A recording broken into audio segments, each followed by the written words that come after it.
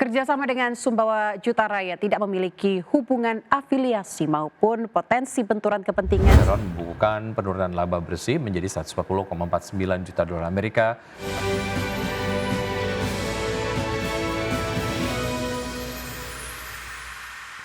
PT Harta Dinata Abadi Tbk atau HRTA resmi menjalin kerjasama dengan PT Sumbawa Juta Raya dalam pengembangan usaha logam mulia pada Kamis 28 Agustus lalu. Ya, mengutip keterbukaan informasi Bursa Efek Indonesia, pemirsa, kedua perusahaan menandatangani perjanjian kerjasama jual beli logam mulia. Manajemen HRTA berharap sinergi ini dapat memperkuat posisi perusahaan di pasar logam mulia sekaligus mendukung peningkatan kinerja operasional ke depan. HRTA juga menegaskan kerjasama dengan Sumbawa Juta Raya tidak memiliki hubungan afiliasi maupun potensi benturan kepentingan sesuai dengan ketentuan peraturan pasar modal yang berlaku. Sumbawa Juta Raya merupakan entitas usaha PT United Tractors Tbk atau UNTR yang tergabung dalam grup Astra. Perusahaan ini menjadi bagian dari lini bisnis pertambangan emas UNTR bersama dengan Agincourt Resources.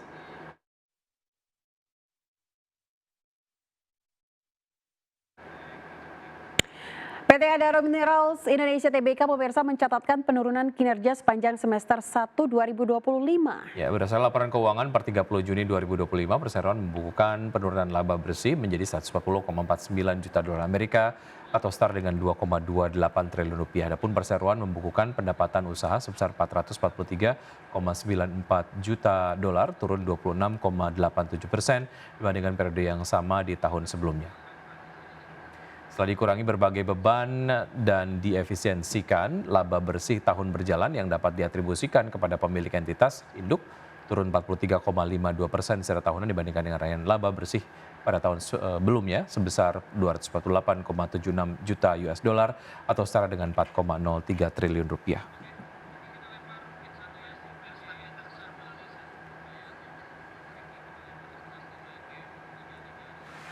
Ya, terima kasih Anda masih bergabung sama kami. Pemirsa, PT Aneka Tambang Tbk atau Antam membukukan kinerja keuangan yang cemerlang pada 6 bulan pertama tahun 2025. Ya, penjualan naik ratusan persen hingga mendorong laba bersih melonjak tajam.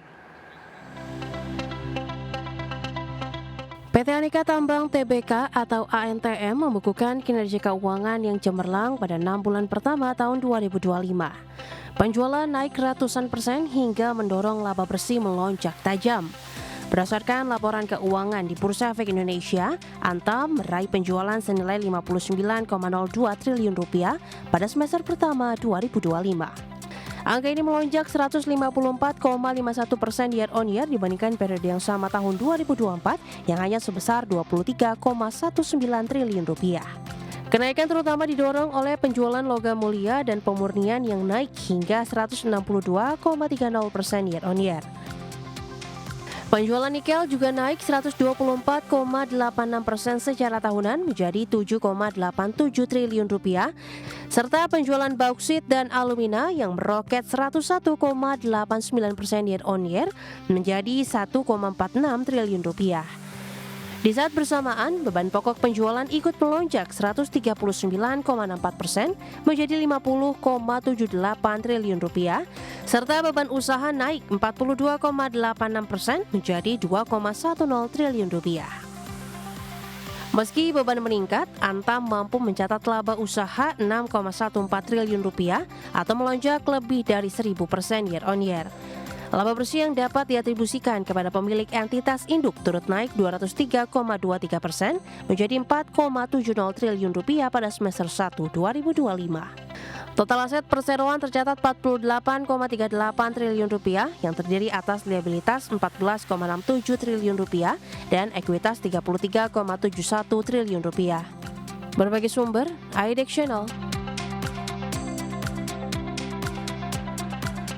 Dari pergerakan bursa global, pemirsa, bursa Wall Street berakhir di zona merah pada peragangan di hari Jumat dengan S&P 500 berakhir melemah dari rekor tertinggi dipicu penurunan pada saham Dell, Nvidia, dan emiten terkait dengan kecerdasan buatan. Sementara itu investor mencermati data inflasi yang menunjukkan tarif impor mulai memberikan tekanan kepada harga. Kita akan lihat data selengkapnya untuk penutupan perdagangan di hari Jumat di Bursa Amerika Serikat.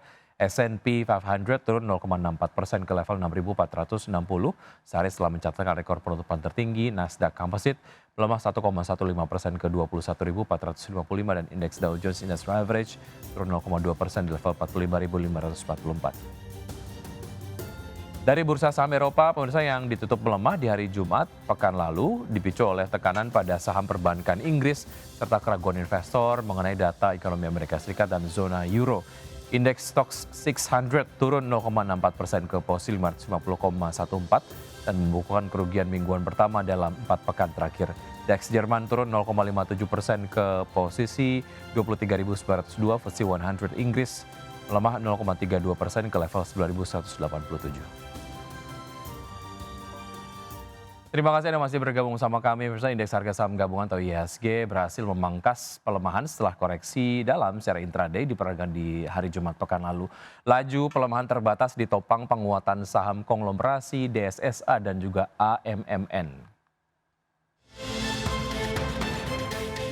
Indeks harga saham gabungan atau IHSG ditutup turun dalam 1,53% di 7.830,49 di perdagangan Jumat pekan lalu. Secara intraday IHSG mampu memangkas pelemahan setelah secara intraday IHSG sempat melemah di atas 2% ke level 7.765,596. Dalam sepekan terakhir, IHSG melemah 0,36% dan year to date masih menguat 10,60%. Hanya satu indeks sektoral yang selamat ke zona hijau, sektor perindustrian, menguat 0,73%. Sementara indeks sektoral dengan pelemahan terdalam sektor barang konsumen cyclical anjlok 3,06%. Sektor infrastruktur tergelincir 2,27% dan sektor teknologi turun 2,25%. Saham yang menjadi pemberat utama IHSG adalah emiten blue chip kapitalisasi besar. Saham BBCA menjadi pemberat utama kinerja IHSG turun 3% ke Rp8.075 per saham.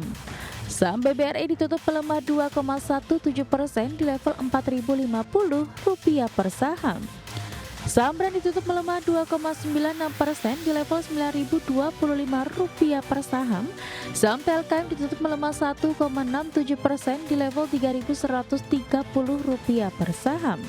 Dan saham TPIA melemah 2,37% di level Rp8.250 per saham. Sementara saham kapitalisasi jumbo yang menjadi penopang IHSG diantaranya saham DSSA ditutup menguat 2,11% di level Rp99.200 per saham. Saham AMMN ditutup menguat 1,29% di level Rp7.850 per saham. Sementara itu di tengah gejolak pasar yang terjadi, Direktur Pengembangan Bursa Efek Indonesia Jeffrey Hendrik mengatakan Bursa Efek Indonesia melihat fundamental pasar teknikal dan wajar karena sudah menembus level intraday tertinggi sepanjang masa. Terkait perkembangan terbaru di pasar, BEI memastikan bursa tidak akan melakukan penyesuaian kebijakan. Seluruh agenda regulasi maupun peluncuran produk tetap berjalan sesuai rencana. Berbagi sumber IDX Channel.